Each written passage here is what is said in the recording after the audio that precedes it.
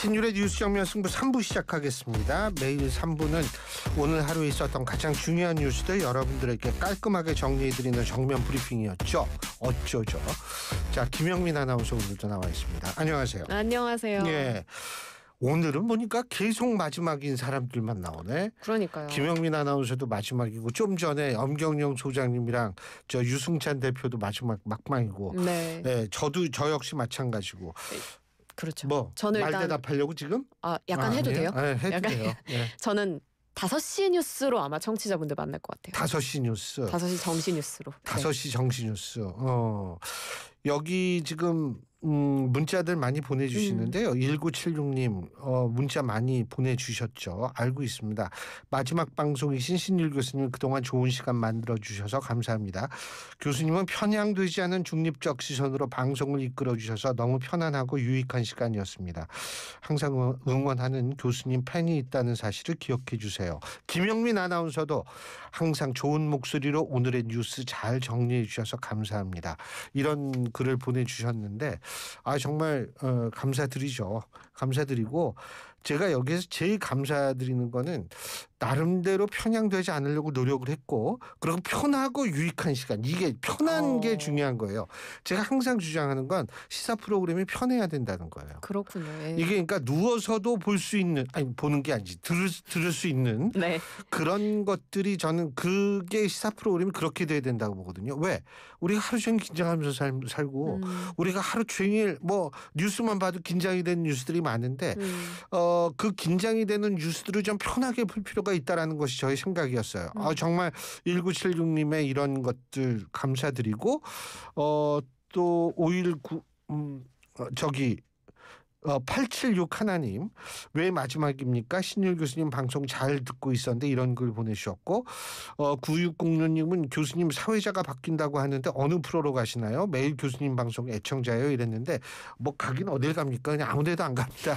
예, 그냥 그만두는 겁니다. 예. 어쨌든 김영민 아나운서도 그동안 수고를 많이 하셨어요. 근데 우리가 마지막 방송까지도 이런 얘기를 해야 되는 게 참 좀 슬픈데 김건희 씨 구속 얘기부터 해보죠. 역대 영부인으로서는 최초죠? 네, 그렇습니다. 뭐 좋은 소식을 가지고 오면 더 좋았을 텐데 아무래도 정치적인 시사 얘기를 많이 다루다 보니까 마지막까지 이런 얘기를 하게 됩니다. 헌정사상 역대 영부인 최초로 김건희 씨가 구속 상태로 재판에 넘겨졌는데요. 특검이 오늘 오전에 김 씨를 구속 기소했는데 혐의는 정치 브로커 명태균 씨 공천 개입 게이트 관련한 자본시장법 위반 혐의, 그리고 도이치모터스 주가 조작 사건과 관련한 정치자금법 위반 혐의, 그리고 건진법사 금품 수수 의혹에 관한 특가법상 알선 수재 혐의입니다. 김 씨가 범죄를 통해서 얻은 수익 중에 특검이 10억 3천만 원 상당을 기소와 함께 추징 보전 청구했는데 이 범죄 수익금이 도이치모터스 주가 조작 관련 혐의로 8억 1천만 원, 그리고 공천 개입 관련 혐의로 2억 7천만 원, 건진법사 관련 혐의로 8천만 원 상당으로 범죄 수익금을 매겼습니다. 특검은 특히 도이치모터스 주가 조작 사건 관련해서는 김건희 씨가 단순 쩐주가 아니라 공모 관계에 있다라고 보기까지 했습니다. 뭐 김건희 씨 측에서도 입장 나왔다 그러죠? 그렇습니다. 오늘 변호인단 통해서 입장문을 냈는데 아마 기사를 통해서 많이 접하셨을 겁니다. 다시 한번 소개를 해드릴게요. 자신에게 주어진 길을 외면하지 않고 묵묵히 재판에 임하겠다. 김 씨는 이렇게 밝혔는데 앞으로 그 어떤 혐의에 관해서든 특검 조사에 성실하게 출석하겠다고 밝혔습니다. 국민께 심려를 끼친 이 상황이 참 송구하고 매일이 괴롭다. 이렇게 밝힌 김건희 씨는 어떠한 경우에도 변명하지 않겠다라고 했는데요. 이런 말도 합니다. 가장 어두운 밤에 달빛이 밝게 빛나듯이 저 역시 저의 진실과 마음을 바라보며 이 시간을 견디겠다. 라는 이야기를 합니다. 그런데 다소 억울한 마음도 읽히는 것 같아요. 지금의 저는 스스로 아무것도 바꿀 수 없고 마치 확정적인 사실처럼 매일 새로운 기사들이 쏟아지고 있지만 이 또한 피하지 않고 잘 살피겠다라고 이야기를 했고요. 그리고 뭐 특검 검사님들, 교도관님들, 변호사님들께 감사하다는 마음까지 전했습니다. 집사가 본인은 아니라고 얘기를 하는 김혜성 씨, 김건희 씨 측근이라고 불리는 사람이죠. 이 사람도 구속됐죠. 구속 기소가 기소. 네. 됐습니다. 특검 측에서 오늘 오후 브리핑 통해서 김혜성 씨에 대해서 특정경제범죄 가중처벌법상 횡령 혐의로 구속 기소했다고 밝혔는데요. 이 집사 게이트 관련 피의자인데 집사 게이트, 이 게이트에 대해서 좀 설명을 드리면 김혜성 씨가 설립에 관여한 IMS 모빌리티, 이 회사가 자본 잠식 상태인데도 사모펀드인 오아시스 에쿼티 파트너스를 통해서 카카오 모빌리티나 HS 효성 같은 대기업 그리고 금융 및 증권사 9곳으로부터 184억 원대의 투자를 받았다라는 내용입니다. 이들 기업이 김건희 여사와 친분이 있는 김혜성 씨에게 대가성, 보험성 투자를 한 것이 아니냐 이런 의혹을 받고 있고요. 김 씨에게는 IMS 모빌리티의 자금 총 33억 8천만 원을 횡령한 혐의가 적용이 됐습니다. 이 사건 관련해서 IMS 모빌리티의 조영탁 대표와 이사 모모 씨 그리고 민경민 오아시스 에쿼티 파트너스 대표에 대해서도 같은 혐의로 구속영장이 청구가 됐고요. 특검팀은 김 씨가 빼돌린 자금과 각종 수익금이 김 여사 일가에 흘러갔는지까지도 들여다보고 있는 것으로 전해집니다. 한덕수 전 총리는 불구속 기소됐잖아요. 그죠? 네, 그렇습니다. 네. 앞서 특검이 이제 한덕수 전 총리에 대해서 6가지 혐의를 적용해서 구속영장을 청구했지만 기각된 바가 있죠. 그래서 내란 특검팀은 한덕수 전 국무총리를 불구속 상태로 재판에 넘겼습니다. 오늘 오전 브리핑에서 특검팀은 한덕수 전 총리를 내란 우두머리 방조, 허위 공문서 작성 및 허위 작성 공문서 행사, 공용 서류 손상, 대통령 기록물 관리에 관한 법률 위반, 위증죄로 공소 제기했다고 밝혔는데요. 박지영 특검보의 브리핑 내용을 살펴보겠습니다. 피고인은 대통령의 위헌 위법한 비상계엄을 막을 수 있었던 최고 헌법기관인데 그럼에도 대통령이 국민의 기본권을 침해하고 헌법 질서를 유린할 것으로 알면서도 헌법적 책무를 다하지 않고 위헌 위법한 비상계엄의 절차적 정당성을 확보하기 위한 적극적인 행위를 하며 동조하는 행위를 했다. 이렇게 강조했습니다. 예, 이 앞으로도 계속 이제 특검 활동이 진행이 되면서 얼마나 더 많은 사람들이 이제 수사를 받고 기소가 될지는 지켜봐야 되겠는데. 참 여러 가지로 생각하게 되는 부분이 많은 요즘입니다. 자, 그리고 내년도 중앙정부 예산안이 편성이 됐다고 하는데 올해보다 늘었죠? 네, 맞습니다.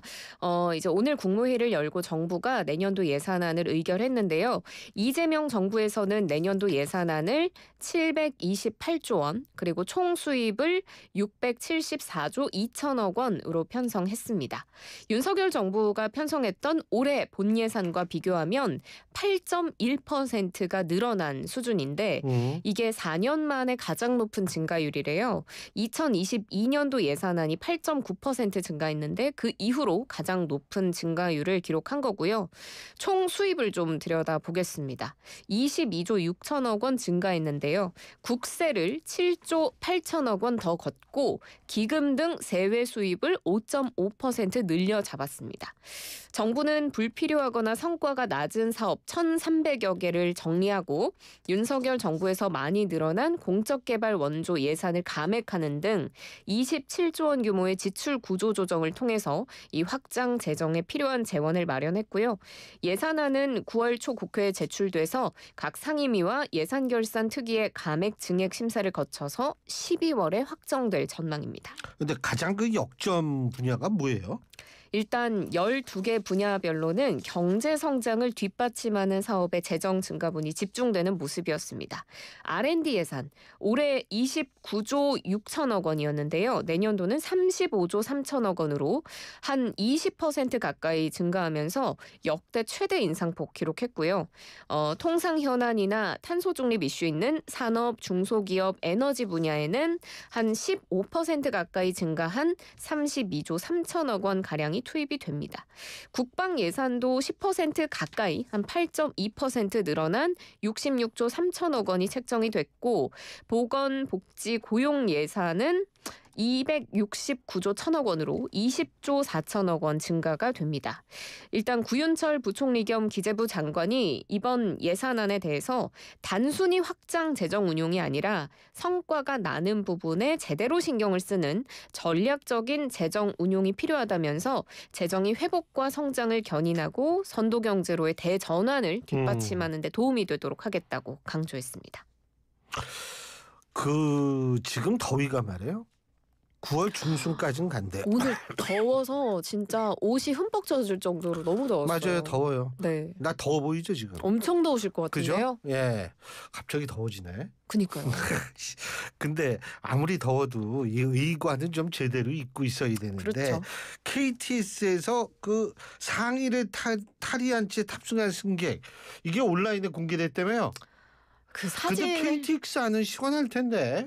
여기가 라디오라 다행이에요. 저희 음성으로만 전해드릴 수 있어서 참 그렇죠. 다행인데 KTX에서 상의를 벗은 채 앉아있는 민폐 승객이 온라인에 공개가 돼서 논란이 되고 있습니다. 상의도 벗어두고 무려 신발도 벗었다고 하더라고요. 그래서 이 작성자는 아무리 더워도 여기가 목욕탕이 아닌데 정말 별의별 빌런들이 다 있다 이렇게 이야기를 했습니다. 이게 보기에도 안 좋지만 자칫 처벌을 받을 수도 있잖아요. 예. 공공장소에서 노출하면 공연음란죄나 경범죄 처벌법상 과다노출죄로 처벌받을 수 있으니 아무리 더워도 의복은 잘 챙겨 입으시는 게 좋겠습니다. 그렇죠. 아니 아무리 더워도 그건 기본적인 에티켓이죠. 아무리 더워도 뭐 우리가 그렇게 막 저거 하면 그러니까요. 막 예. 벗어 제끼면 곤란하죠 이거는. 그렇죠. 3909님이 이런 문자를 보내주셨어요. 안녕하세요 교수님. 저는 평범한 소시민 주부랍니다. 교수님이 지내가신 2년 반 동안 너무나 많은 일들이 있었네요. 예, 진짜 그렇죠. 몇십 년 후 역사의 뒤안길을 돌아볼 때 교수님과 함께한 뉴스 정면 승부의 이 시간들이 있어서 그 도도한 역사의 흐름이 저에게는 더 의미 있게 기억될 것 같아요. 늘 건강하시고 어디서든 이 사회의 큰 어른으로 버텨주시길 바랍니다. 그동안 정말 수고 많으셨어요. 이런 걸 보내주셨는데 감사합니다. 예, 이게 지금 이 세상은 근데 진짜 버티기 힘든 세상이라는 거는 말씀을 드리고 싶고요. 정말 너무나 많은 일들이 있었습니다. 6914님 이런 글 보내주셨어요. 두 분 덕에 이 퇴근길에도 피곤함을 못 느꼈습니다. 앞으로도 두 분 응원하겠습니다. 5시는 그런데 퇴근 전이라 5시 뉴스 아쉽네요. 야, 이 5시 뉴스 5시 반에 하면 안 되나? 애매하게 제가 들어가가지고. 이거 5시. 가만히 있어봐. 지금은 5시 뉴스 없잖아요. 새로 생깁니다. 새로 생겨요? 네. 이게 진짜 이거 아깝네 이거. 5시 뉴스 뭐 중간에 5시 아니 30분 하시지 뭐 그냥. 응? 그렇구나. 그래요. 근데 어쨌든 뭐 김영민 아나운서 목소리는 뉴스앤뮤직도 나오시고 주말에도 들을 수 있고 그러니까 이제 여러분 너무 저거 하지 마세요. 아쉬워하지 마십시오. 그리고 여러분들 뭐 이렇게 글 많이 보내주시는데 진심으로 감사드립니다. 여러분한테 드리고 싶은 말씀이 있어요. 그건 오늘 방송 끝에 제가 말미에 말씀을 드리도록 하고요. 정말 우리 김영민 아나운서도 수고하셨고 감사합니다. 예, 그리고 지금 계속 문자를 많이 계신데 우리 애청자분들한테도 진심으로 감사드립니다. 자, 김영민 아나운서 수고하셨어요. 고맙습니다. 고맙습니다. 김영민 아나운서였습니다. 지역 속으로 주민 속으로 신뢰와